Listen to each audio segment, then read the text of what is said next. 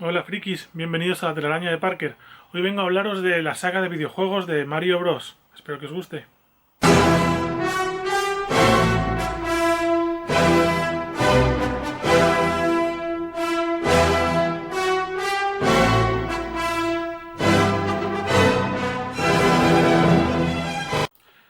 Y bueno, la idea surgió por el libro que sacó, la enciclopedia que sacó Planeta del 30 aniversario de Mario.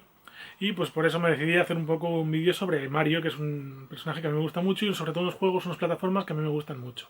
Entonces lo primero que habría que comentar es pues, que Mario Bros. Es un personaje, los juegos en sí son creados por Shigeru Miyamoto para la compañía Nintendo y que primero apareció, por primera vez apareció como Jumpman, como personaje controlable en el Donkey Kong. Realmente era un juego en el que Donkey Kong había secuestrado a una princesa, parece que era Daisy, en ese caso, pero creo que todavía no era Peach. En cualquier caso, tenías que ir saltando barriles y subiendo hasta poder rescatarla, digamos. Algo más tarde, esto estamos hablando del 81, ya en el 83 apareció en un juego con su hermano, con Luigi, que era una especie de plataformas en el que había pues eso, varias plataformas y malos que iban saliendo de unas tuberías y tú tenías que golpearles por debajo y luego subir y matarles. Y competías con tu hermano para ver quién mataba más malos. Y creo que eso vino luego en el Super Mario Bros. 1 como extra, pero bueno, es un juego que aquí realmente no llegó gran cosa. Por lo menos yo no lo vi demasiado. Y luego, antes de meterme, mi idea es hacer un poco un vídeo sobre, pues comentando todos los juegos de la saga de Mario, poco a poco. Y bueno, extendiendo además en los que más me gustaron, evidentemente. Y sobre todo dar una opinión muy personal sobre esos juegos. Pero antes me gustaría comentar un poco los personajes que hay. El principal personaje de la saga, evidentemente, sería Mario, que es el protagonista. Y luego estaría Luigi, que es el coprotagonista, que de hecho ha tenido luego juegos propios, y que digamos que sería siempre el segundo jugador que podías elegir, al menos en los primeros juegos. Luego ya hubo más reparto y más personajes que aparecieron. Aparte de ellos, fundamentales serían Peach, que es la princesa, que siempre se secuestra, y generalmente Bowser ocupa, que depende de donde lo veas, tienes un nombre u otro, que es el malo, que es un dragón, que es el que secuestra a la princesa. Y básicamente esos serían los cuatro personajes principales. Luego a eso habría que añadir, evidentemente, pues a Yoshi, a Toad, a los hijos de Koopa, a lo que son los Koopa Links, que aparecen por primera vez en el Super Mario Bros. 3. Luego tiene otra especie de hijo distinto, un montón de malos, desde las tortugas hasta los Toad, una gran variedad. Y luego está también la princesa Daisy. Si bien Peach es la princesa original, la que aparecía en el primer Super Mario y en general en casi todos los Super Marios, y que y tratabas de rescatar, Daisy es la princesa que se crea para los Super Mario Land, ya que se crea un nuevo mundo que no es el mundo de las setas, sino que es Arasaland. Y entonces la princesa a la que hay que rescatar es otra, que sería Daisy, y que de hecho es el nombre que también utilizan en la película para la chica protagonista. Entonces esto sería un poco más o menos una presentación de los personajes que hay fundamentales y ya me metería a hablar de los juegos en sí. Hablaré en orden cronológico, con lo cual el primer juego del que hablaría sería el Super Mario Bros. 1 del 85 para la NES. Es un juego muy complicado, a día de hoy yo creo que nunca me lo he llegado a acabar, ni siquiera haciendo trampas, y que consta de 8 mundos. Y pues eso, ya sale Koopa, ya sale la princesa y tenía esta, digamos, frase en la que cada vez que acababas con un Koopa te salía todo y te decía que la princesa estaba en otro castillo, que era algo que frustraba mucho. Es un juego que a mi entender es bastante complicado y que a día de hoy ha envejecido un poco regular. Unos gráficos que son un poco atractivos. Digamos que no te digo que sean repulsivos, pero sí que no es un juego que a lo mejor tú ahora lo cojas, y mucho menos las generaciones de ahora que lo cojan y se pongan a jugar y les guste. Sí que es verdad que rejugando Mario Bros 1, 2 y 3 no es tan malo como yo lo recordaba, ni son tan buenos el 2 y el 3 como yo los recordaba, porque antes sí que pensaba que eran mucho mejores el 2 y el 3, pero sí que es un juego que es un poquito más complicado de entrar, digamos. Pese a que no deja de ser un juegazo. El siguiente sería el Super Mario Bros. 2 de Lost Levels, del 86, que es un juego que salió en Japón y que posteriormente en Europa, pero que salió principalmente en Japón y era básicamente un Super Mario Bros. 1 más complicado, más niveles para la gente que se lo había acabado y que querían seguir jugando. Entonces, pues constaba de 9 mundos y es una rara avis, digamos. El tercero sí que sería el Super Mario Bros. 3, que salió en el 88, que salió, por lo que veo, antes en el 89 saldría Super Mario Bros. 2, que luego comentaré, Y aquí estamos hablando de este Super Mario Bros. 3, que sería también para NES, y que es este primer Mario que constaba de mapas en las que te ibas moviendo por las distintas pantallas. Había más ítems, había más malos. En este aparecían por primera vez los Koopalings, los hijos de Koopa. Tenía 8 mundos y bueno, pues eso, tenía una mayor variedad, más opciones de trajes, podías convertirte en mapache, te podías meter dentro de una bota. Era más variado, había pantallas pues más variadas también, aquí aparecían por primera vez los barcos flotantes con los malos finales. Y realmente era un juego muy entretenido. Y luego tendría que comentar el Super Mario Bros. 2, que se llamó Super Mario Bros. USA en Japón, y que era el Super Mario Bros. 2 fuera de Japón, en Europa y en Estados Unidos, que salió en el 89, que no me queda muy claro si salió en el 89 en Japón o si... porque esto es una cosa que las fechas no las tengo muy bien pilladas y no sé si realmente simplemente esta es la fecha en la que salió en Japón y en Europa y Estados Unidos ya había salido antes. Entiendo que sí, porque si no sería el Mario 2 para Europa y Estados Unidos. En cualquier caso, este juego es un juego muy peculiar, ¿vale? No es un juego como si, o sea, per se, no es un Mario per se, es un plataforma que se llamaba Doki Doki Panic, que cogieron, cambiaron los sprites de los protagonistas, cambiaron los sprites de algunos malos, pero básicamente cogieron un juego que ya existía, que estaba ambientado en una especie de rollo Aladdin, y metieron a los personajes de Mario. De hecho, en este juego no tenías que rescatar a la princesa porque eras la princesa. Había 4 personajes para elegir al principio. Está Mario, Luigi, Toad y la princesa. Cada uno tenía unas habilidades y unas inconvenientes.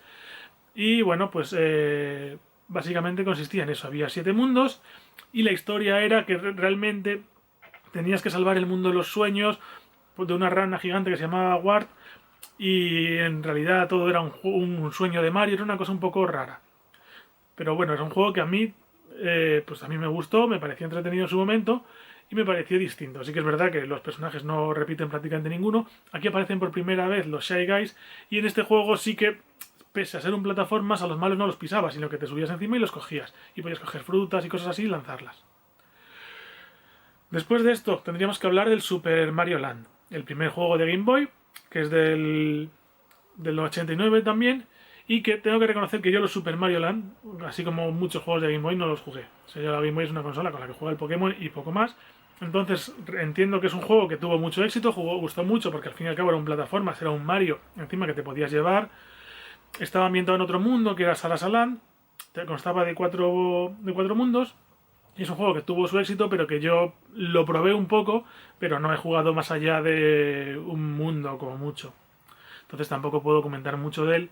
En cambio sí que quiero comentar mucho, o por lo menos explayarme un poco más en el Super Mario World, que sería el siguiente, del 90, ya para la Super Nintendo, con la primera aparición de Yoshi, un personaje que a todos nos encanta, y bueno, pues un juego mucho más colorido, pantallas mucho más variadas, muchos más malos, también muchísimos ítems, un juego muy bueno, que tenía además de sus 7 mundos, un par de mundos especiales que tenías que ir descubriendo. Pero ya no solo eso, es que una de las cosas que tenía, las características fundamentales de este juego es que tenía muchos secretos. Tú podías ir desbloqueando pantallas secretas, podías pasarte el juego del tirón y a ver, a lo mejor te pasabas un 70%, no... Pero había muchas pantallas que luego podías ir descubriendo a base de hacer cosas secretas, que te descubrían otras cosas, otras rutas, pantallas que te llevaban a otros sitios, y la verdad es que era un juego que, aparte de el desarrollo lineal que tenía, que estaba muy bien, era un juegazo, tenía un desarrollo luego en paralelo, buscando secretos y tal, que le daba una profundidad muy grande, y además lo convertía en un juego pues mucho más largo. Sobre todo te incitaba un poquito a explorar más, por encontrar más porcentaje del juego, y eso es lo que lo hacía como muy rejugable. Además era un juego ya en el que se podía guardar partida. Y bueno, posteriormente tendríamos que hablar del Super Mario Land 2, para Game Boy también, en el 92, que es un juego que tampoco jugué, sé que es el primer juego en el que aparece Wario como malo, y después de este vendría el Super Mario Land 3 en el 94, que ya directamente es un juego sin Mario, es el Wario Land, es un juego en el que el protagonista es Wario y me parece que Mario ni aparece. Posteriormente, son dos juegos que evidentemente apenas he tocado, con lo cual tampoco puedo decir mucho de ellos. Posteriormente vendría el Yoshi's Island en el 95 para la Super Nintendo. Es un juego que no es un juego sin Mario realmente, no es como el Wario Land, porque es un juego en el que el protagonista es Yoshi, pero tú llevas una especie de Mario bebé. Entonces es un juego de Yoshi, en realidad, aunque se consideró el Super Mario World 2 o la continuación del Mario World. Y tiene un estilo muy curioso de dibujo, como muy cartoon, y es un juego muy entretenido, era también muy original, y pues el manejo de Yoshi variaba mucho con el manejo de Mario, entonces era un juego un poco distinto dentro del mismo estilo de plataformas.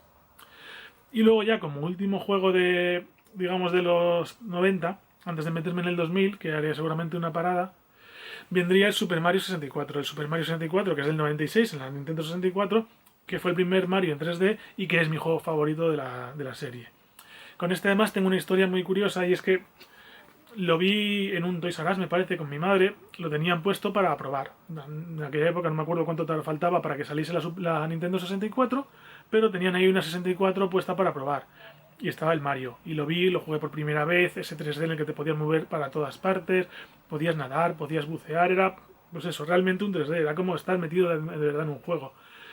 Y claro, me gustó tanto, me enamoré tanto de ese juego, que ese mismo día decidí que tenía que empezar a ahorrar y en cuanto tuviese el dinero suficiente y hubiese salido a la consola, comprarme la Nintendo 64 con el Mario, porque en ese momento me enamoró, digamos. Es un juego que consta de 15 pantallas, más los castillos y las pantallas de Bowser, y que era el primero que tenía esto de que tenía pantallas con distintas misiones. En vez de ser un mundo con 4 pantallas y punto, aquí te metías en una pantalla y te parecía una primera estrella, que es lo que había que conseguir, que la misión era, por ejemplo, matar a este malo. Y entonces tú ibas, matabas a ese malo y te conseguías la primera estrella. Pero luego te volvías a meter en ese mismo mundo y la siguiente estrella era llegar hasta la cima de no sé qué. Y entonces cada mundo tenía varias estrellas por conseguir, algunas cosas secretas y sobre todo eso le daba un poco rejugabilidad. Y claro, los mundos lo que sí que tenían es que eran mucho más amplios, pues una pantalla normal de un Mario anterior era mucho más pequeña que un mundo de estos. Lo que pasa es que este mundo luego tenía que dar mucho más juego. Y por eso se hizo ese estilo. Y realmente es un juego que a mí me gusta mucho. Sí que tengo que reconocer que apenas lo he rejugado. Lo he rejugado después de la 64, pero no recientemente. Pero le tengo el cariño que le tengo por lo que representa para mí, por introducir las 3 dimensiones, por lo que representó la Nintendo 64 también, con el propio Ocarina of Time, que también es otro juego que cambió mucho, el GoldenEye, que son juegos que cambiaron muchísimo mi forma de ver los videojuegos, y por eso este sería, digamos, mi favorito. Y voy a hacer una parada ya aquí, y luego seguiré, digamos, del 2000 en adelante.